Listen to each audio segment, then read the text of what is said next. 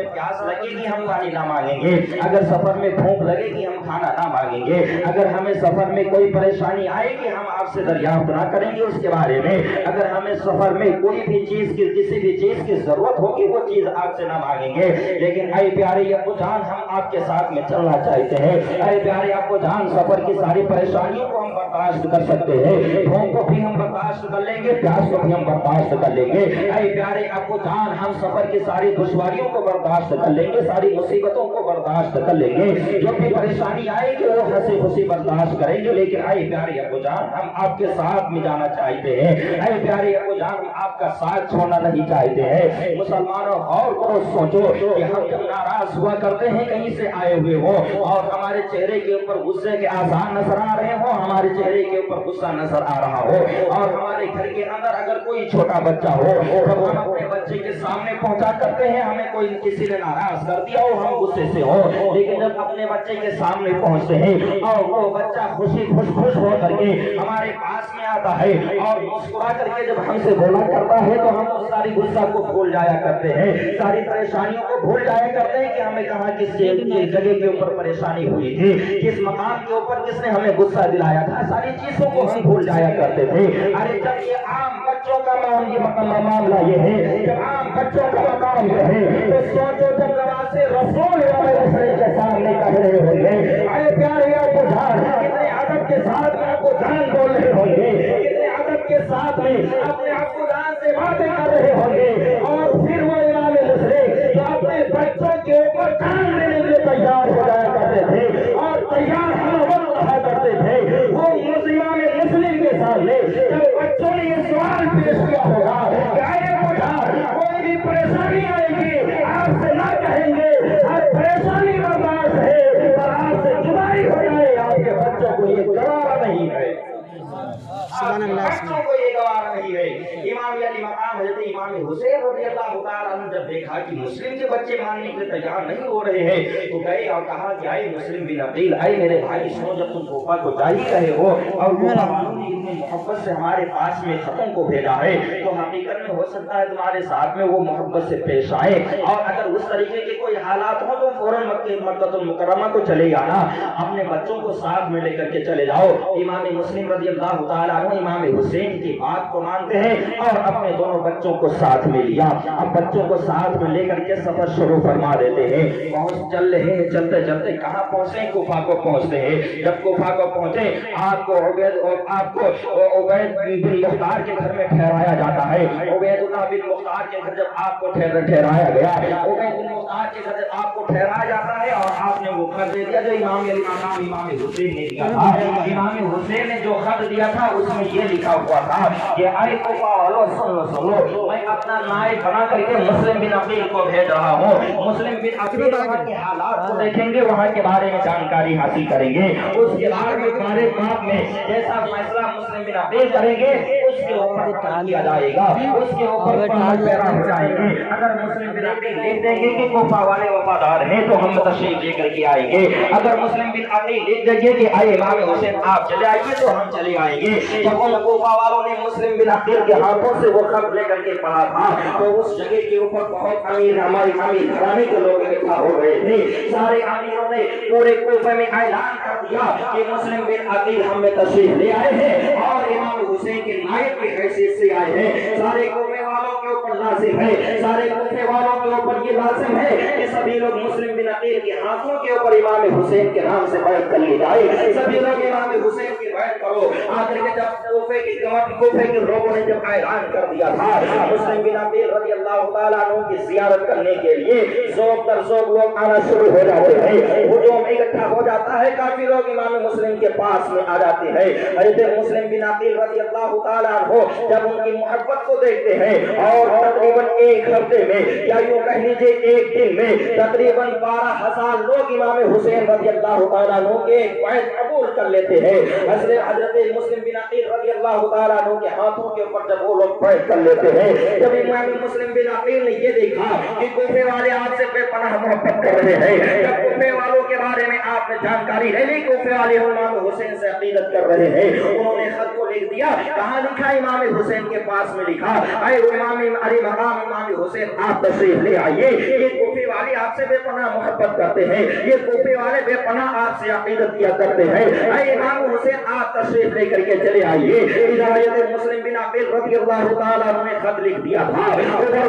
امام مسلم رضی اللہ تعالیٰ عنہ کوفے والوں کو امام حسین کی بیعت کرا رہے تھے۔ اس وقت کوفے کے گورنر حضرت نعمان بن بشیر رضی اللہ تعالیٰ عنہ صحابی رسول تھے۔ حضرت نعمان بن بشیر رضی اللہ تعالیٰ عنہ نے جب دیکھا کہ امام حسین کی بیعت ہو رہی ہے، لوگ امام مسلم کے ہاتھوں کے اوپر بیعت کر رہے ہیں، آپ نے اپنا فریضہ انجام دیتے ہوئے جامع مسجد کے اندر اعلان کر دیا کہ اے کوفہ والوں تم خود جان رہے ہو کہ یزید کتنا زبردست آدمی ہے، کتنا سخت آدمی ہے، اگر تم اپنی عادتوں سے باز نہ آئے تو یزید تمہارے اوپر تمہارے دلوں کو ڈھا دے گا، تمہارے گھروں کو تباہ و برباد کر دے گا، تمہاری گردنوں کو مار دے گا، تمہارے بچوں کو یتیم کر دے گا، تمہارے سروں کے اوپر گردنیں باقی رہیں گے۔ اے کوفہ والوں تم یزید کی بیعت کے خلاف کام کر رہے ہو۔ جب حضرت نعمان بن بشیر رضی اللہ تعالیٰ عنہ یہ اعلان کر رہے تھے اور اس کے بعد میں آپ خاموشی سے بیٹھ جاتے ہیں، کوئی کارروائی نہیں کر رہے تھے، کوئی ان کے خلاف قدم نہیں اٹھا رہے تھے، اس وقت کچھ یزید کے کتے بھی گھوما کرتے تھے۔ ان یزید کے کتوں نے یزید کے پاس میں قاصد بھیج دیا اور کہا کہ اے یزید سنو سنو، یہاں امام مسلم آ چکے ہیں اور حسین کی بیعت کی جا رہی ہے اور نعمان بن بشیر ان کے خلاف کوئی کارروائی نہیں کر رہے ہیں، ان کے خلاف کوئی قدم نہیں اٹھا رہے ہیں، نہ ان کو گرفتار کر رہے ہیں، نہ ان کو قتل کر رہے ہیں، یہاں کسی اور کو معاملہ بنا دیا بھائی۔ مسلم بن عقیل کے خلاف اس یزید کے پاس میں ایسا معاملہ پہنچتا ہے اور وہ روکا کر کے نعمان بن بشیر سے کہہ رہے تھے اے نعمان بن بشیر کیا کر رہے ہو، تمہیں معلوم ہے یہاں یزید کے خلاف کام چل رہا ہے۔ نعمان بن بشیر نے کہا تھا اے یزید سنو، میں ہر ایک چیز کو کہاں کر سکتا ہوں، لیکن اگر ہے پیسے غداری میں کوئی کامیابی مل جائے تو میں سے کامیابی کو ٹھوکر مار رہا ہوں اور اے بیت کی محبت کو گلے سے لگا رہا ہوں، اہل بیت کی محبت کو گلے سے لگا رہا ہوں۔ دوستو قربان جائیے حضرت نعمان بن بشیر رضی اللہ تعالیٰ عنہ کے اوپر۔ حضرت نعمان بن بشیر رضی اللہ تعالیٰ نے یہ واعظ کیوں کہا تھا، یہ تقریر کیوں کہی تھی؟ اس لیے کہ آپ یزید کی طرف سے حاکم تھے، آپ یزید کی طرف سے حاکم تھے، اس لیے انہوں نے اپنا فرض ادا کر دیا کہ کہیں ایسا نہ ہو کہ یزید کہے کہ تم نے کچھ بھی نہیں کیا ہے۔ اس کی وجہ سے حضرت نعمان بن بشیر رضی اللہ تعالیٰ نے اپنا فرض ادا کر دیا۔ یار اسلامی بھائیوں، جب یزید کے پاس میں یہ خط پہنچتا ہے، یزید کے دربار میں جب یہ قاصد لے کر کے خط پہنچا، یزید نے خط کو دیکھا، خط دیکھنے کے بعد میں کہا کہ یہ کیا ہو رہا ہے، آگ بگولا ہو جاتا ہے۔ اس کے دربار میں جو وزیر بیٹھے ہوئے تھے ان لوگوں نے کہا کہ وہاں کسی اور کو گورنر مقرر کر دیا جائے، نعمان بن بشیر کو معزول کر دیا جائے، ان سے گورنری اور ہٹا لیا جائے، وہاں کسی اور کو وہاں کا گورنر مقرر کیا جائے اور ایسے شخص کو گورنر مقرر کیا جائے جو سخت ہو، جو صرف تمہارا حکم مانے، جس کے دل کے اندر اہل بیت کی محبت نہ ہو، ایسے کو وہاں گورنر کیا جائے۔ جب یہ وزیروں نے یہ مشورہ دیا تھا، یہ صلاح دی تھی، تو یزید نے کہا کہ بتاؤ ایسا تمہاری نظر میں کوئی شخص ہو تو بتاؤ۔ تو ان لوگوں نے کہا تھا، وزیروں نے کہا تھا کہ اس وقت عبید اللہ ابن زیاد یعنی ابن زیاد جو بصرہ کا حاکم ہے وہ بہت ہی سخت ہے، وہ صرف آپ کے حکم کے فرما برداری کرے گا، جس چیز کے بارے میں تم بولو گے وہی چیز وہ کرے گا، اس کے علاوہ میں اور کوئی چیز نہیں کر سکتا ہے۔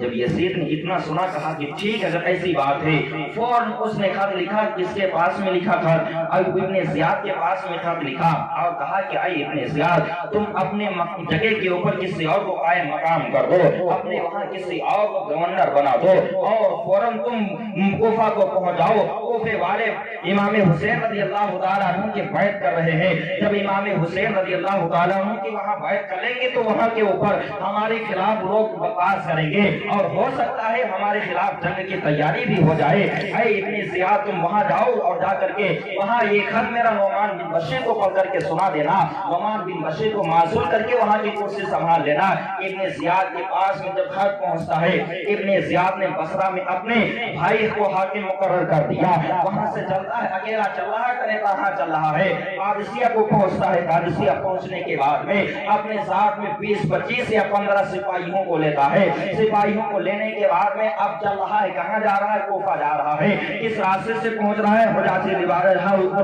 रास्ते से पहुँच रहा है, यानी जिस रास्ते से लोग हाजी आया करते थे, मक्कातुल मुकर्रमा से लोग जिस जगह से आया करते, रास्ते से आया करते थे, उस रास्ते से ये चल रहा है। किस लिबास में चल रहा है, अपने चेहरे के ऊपर नकाब डाले हुए है ताकि लोग इसको पहचान ना सके, लोग इसको जान ना सके कि ये हुसैन आए हैं कि इब्ने ज़ियाद आया हुआ है। इब्ने ज़ियाद बहुत ही मक्कार शख्स था, इब्ने ज़ियाद बहुत ही कमीना शख्स था और बहुत ही अपने में होशियार शख्स माना जाता था। इब्ने ज़ियाद अपने चेहरे के ऊपर निकाब को डालता है, वो जान लेता है कि हुसैन का इंतजार हो रहा है, वो जान लेता है कि हुसैन आने वाले हैं, हुसैन पहुंचने वाले हैं। उसको ये भी खबर थी मक्कातुल मुकर्रमा में हुसैन है और वो जान रहा था कि हुसैन जब कोफा जाएंगे तो मक्के के ही रास्ते से जाएंगे, इसलिए वो मक्कातुल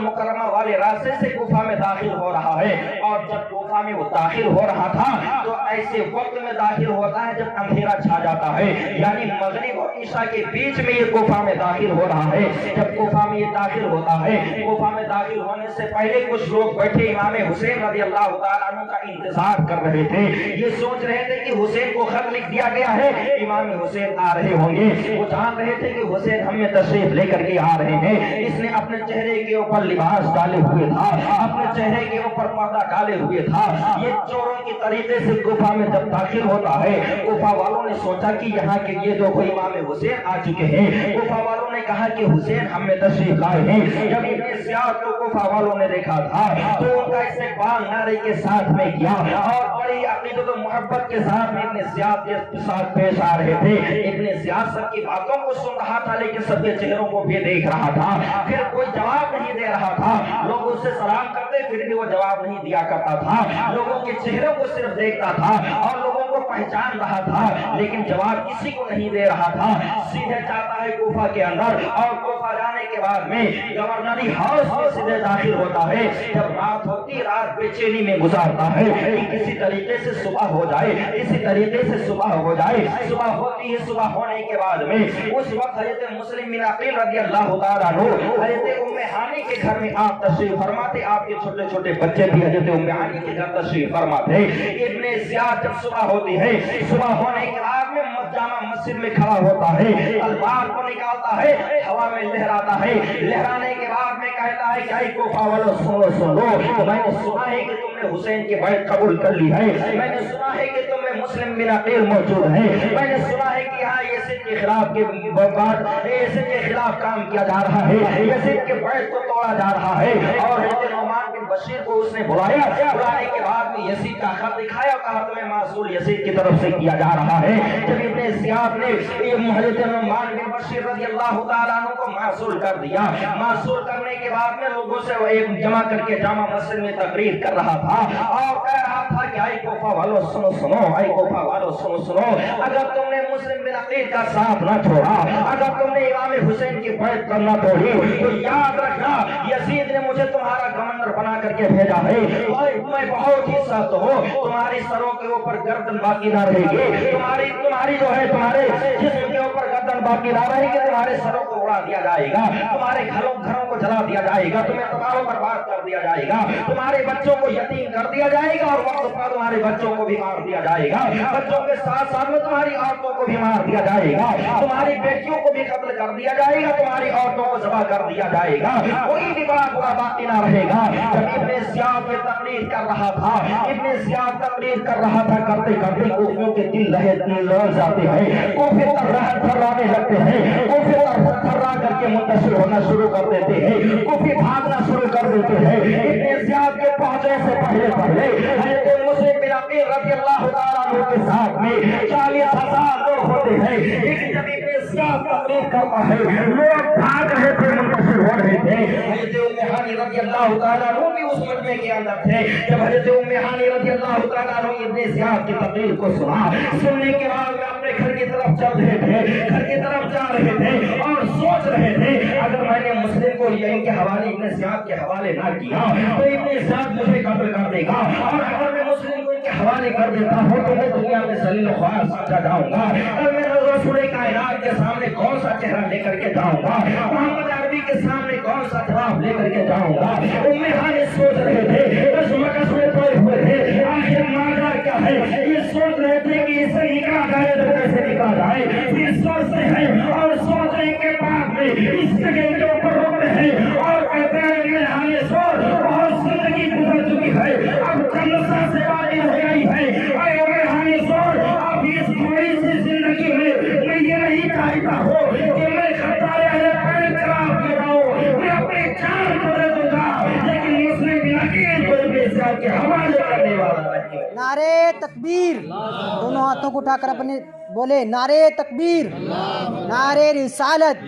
मसलके आला हजरत, मसलके आला हजरत, शान इमाम हुसैन,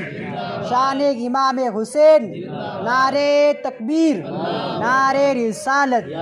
बहुत खूब माशाअल्लाह। हज़रत मुस्लिम बिन अकील रज़ियल्लाहु तआला अन्हु के बारे में उन्होंने फैसला किया कि अब मैं मुस्लिम बिन अकील को उसके हवाले इब्ने ज़ियाद के हवाले ना करूंगा, मैं अपनी जान दे दूंगा लेकिन उसके हवाले ना करूंगा। हज़रत मुस्लिम बिन अकील रज़ियल्लाहु तआला अन्हु को अपने घर में रखे रहते हैं। आखिरकार इब्ने ज़ियाद जासूसों को भेजता है कि पता लगाओ मुस्लिम बिन अकील है तो किसके घर में ठहरे हुए हैं। साथ ही में ये भी ऐलान कर दिया था कि जिसके घर में मुस्लिम बिन अकील पाए जाएंगे तो उसके घर को भी तबाह बर्बाद कर दिया जाएगा, उसको भी कत्ल कर दिया जाएगा, उसके बच्चों को भी कत्ल कर दिया जाएगा, कोई भी जवान, कोई भी बूढ़ा, कोई भी बच्चा बाकी ना रहेगा। इब्ने ज़ियाद ने जब ऐलान किया था और लोग उसके जासूस घूम रहे थे, लेकिन कहीं से पता नहीं चल रहा था कि मुस्लिम बिन अकील रज़ियल्लाहु तआला अन्हु किसके घर में जलवा फरमा है, किसके घर रह रहे हैं। आखिरकार इब्ने ज़ियाद ये बहुत ही चालाक था, इसने सोच लिया कि सभी लोग मुझसे मिलने के लिए आए हैं, सिर्फ हानी मिलने के लिए मेरे पास में नहीं आए हुए हैं,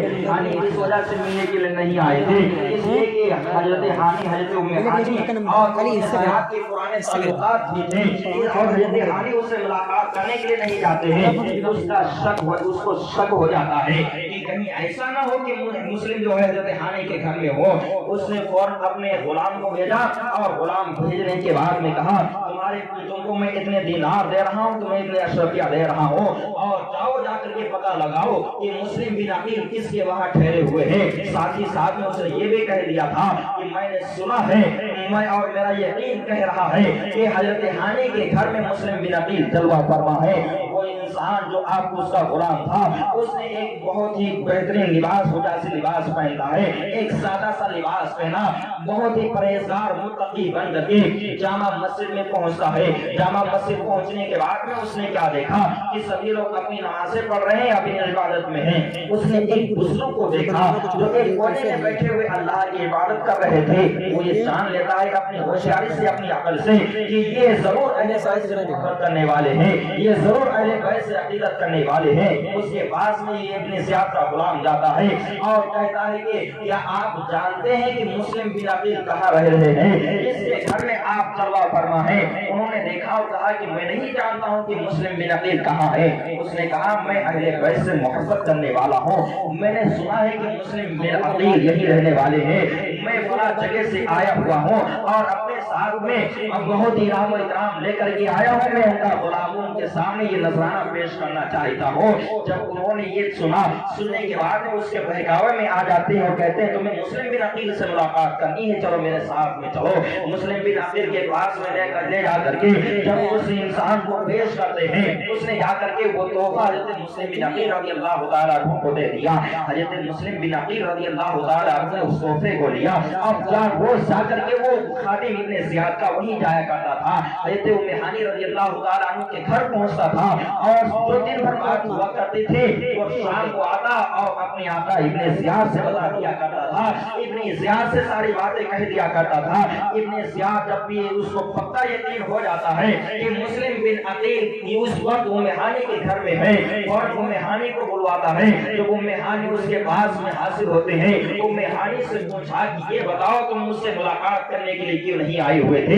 مجھے یہاں کا گورنر بنایا گیا ہے اور ہمارے تمہارے تعلقات پہلے سے بھی بہت اچھے تعلقات تھے. تم نے مجھ سے ملاقات کیوں نہیں کی ہے؟ تم میرے پاس میں کیوں نہیں آئے ہو؟ تو حضرت ہانی رضی اللہ تعالی نے کہا کہ اے ابن زیاد سنو میری طبیعت خراب تھی اس وجہ سے تم سے ملاقات کرنے کے لیے نہ آ سکا, اس وجہ سے تمہارے پاس میں نہیں آ سکا. اس نے ابن زیاد نے کہا اچھا تمہیں کیا پتا ہے کہ مسلم بن عقیل کہاں ہے؟ تمہیں معلوم ہے کہ مسلم بن عقیل کس کے وہاں رہ رہے ہیں؟ حضرت ام ہانی نے کہا مجھے نہیں معلوم ہے کہ مسلم بن عقیل کس کے وہاں رہ رہے ہیں. تو ابن زیاد غصے سے لال ہو جاتا ہے اور کہتا ہے کہ تم جھوٹ بول رہے ہو اس لیے کہ مسلم بن عقیل تمہارے گھر میں ہے, مسلم بن عقیل تمہارے وہاں ہے. حضرت ام ہانی جب اتنا سنتے کہتے نہیں یہ تم کیسے کہہ سکتے ہو؟ ام ہانی کہہ رہے ہیں کہ ہمارے گھر کیسے مسلم بن عقیل ہو سکتے ہیں؟ اس نے کہا اگر میں اس کے اوپر ثبوت پیش کر دوں تو تمہیں کیا یقین ہو جائے گا؟ ابن زیاد نے فوراً اپنے غلام کو بلایا, اسی غلام کو بلایا جو غلام روز ام ہانی کے گھر جایا کرتا تھا. فوراً جاتا ہے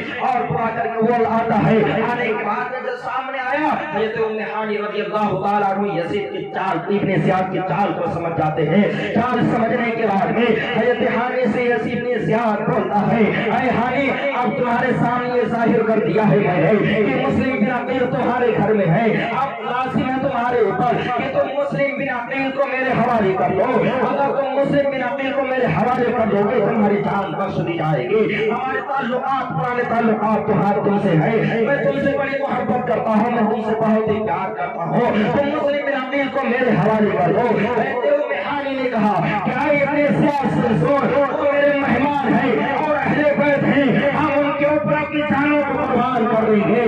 ام ہانی نے جب اتنا کہا تھا ابن زیاد نے کہا کہ اگر تم ایسے نہ مانو گے تمہیں مارا جائے گا. ام ہانی کے گھر سر کے اوپر وہ جو ہے ہوا مارتا ہے, آپ کا سر پھٹ جاتا ہے, آپ کے سر سے خون نکل رہا تھا. ام ہانی رضی اللہ تعالیٰ عنہ کے چہرے سے جب خون نکل رہا تھا آپ کو موقع ملتا ہے آپ ابن زیاد کے ایک سپاہی سے تلوار کو چھیننا چاہتے ہیں. جیسے تلوار کی طرف ام ہانی نے ہاتھ کو بڑھایا تھا کہ اسے یہ سپاہی نے اپنی تلوار کو چھڑا لیا. ابن زیاد کہتا ہے ام ہانی سنو اے ہانی سنو اب تمہارا خون میرے اوپر حلال ہو گیا ہے. اے ہانی سنو یا تو تم اپنی جان کو بچا لو یا تو مسلم بن عقیل کو میرے حوالے کر دو. تم مسلم بن عقیل کو حوالے کر دو گے تمہاری جان کو بخشا جائے گا. ام ہانی نے کہا تھا اے ابن زیاد سن میں اپنی جان دے سکتا ہوں جب تک کہ میرے جسم کے اندر سانسیں باقی رہیں گے اس وقت تک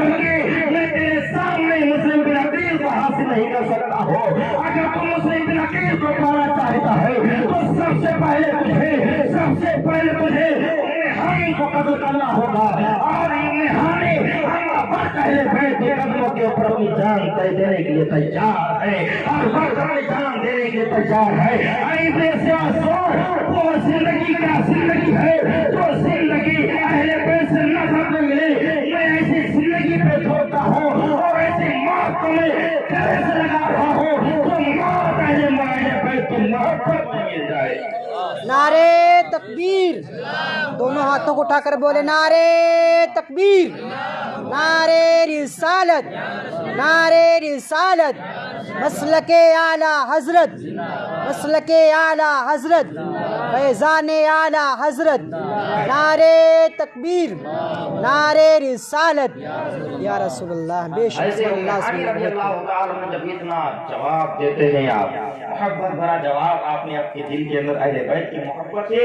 آپ نے محبت بھرا جب جواب دیا. یزید ویسے بہت غصہ تھا آپ کے اوپر, فوراً جلادوں کو حکم دیتا ہے کہ ام ہانی کو شہید کر دو. حضرت ام ہانی رضی اللہ تعالیٰ عنہ کو ابن زیاد شہید کروا دیتا ہے. انا للہ و انا الیہ راجعون. حضرت ام ہانی رضی اللہ تعالیٰ عنہ کے شہید شہید ہونے کے بعد میں حضرت مسلم بن عقیل رضی اللہ تعالیٰ عنہ کو جو خبر چلتی ہے کہ میں جس کے گھر میں ہانی کے گھر میں ہوں، ہانی کو ابن زیاد نے شہید کر دیا ہے۔ حضرت ہانی کے شہادت کی خبر سننے کے بعد میں حضرت مسلم بن عقیل رضی اللہ تعالیٰ عنہ اپنے دونوں بچوں کو لیتے ہیں، گھر کے باہر نکل لیتے ہیں۔ باہر نکلنے کے بعد میں حضرت مسلم بن عقیل رضی اللہ تعالیٰ عنہ پھر جامع مسجد میں پہنچتے ہیں اور اعلان کرتے ہیں، اے کوفہ والوں، تمہیں وہ معلوم ہے کہ میں یہاں خود نہیں آیا ہوا ہوں، تم لوگوں نے بلایا ہے تب میں یہاں آیا ہوں، اب تم میرے ساتھ میں دغا بازی کر رہے ہو، میرے ساتھ میں دھوکہ کر رہے ہو۔ حضرت ہانی کی شہادت ہو چکی تھی۔ جب حضرت مسلم بن عقیل نے یہ تقریر کی تھی تو ہانی کے جتنے قبیلے والے تھے حضرت مسلم بن عقیل کے ساتھ میں آ جاتے ہیں اور کہتے ہیں، اے مسلم بن عقیل، اے اہل بیت، ہم تمہارے ساتھ میں ہیں، اب چلو چل کر کے ابن زیاد سے ہم اپنا بدلہ لیں گے، ہانی کا ہم بدلہ لیں گے۔ حضرت مسلم بن عقیل رضی اللہ تعالیٰ عنہ پہنچتے ہیں، کہاں پہنچتے ہیں؟ گورنری ہاؤس کو پہنچتے ہیں اور اس قلعے کا محاصرہ کر لیا۔ قریب تھا کہ آپ قلعے کو فتح کر لیتے، قریب تھا آپ قلعے کے اوپر حملہ کر دیتے، لیکن ایک عادل بادشاہ کی طریقے سے آپ نے اس بات کو سامنے رکھ دیا کہ اے ابن زیاد، اگر بات کے اوپر معاملہ ختم ہو جائے تو میں نہیں چاہتا ہوں کہ ہمارے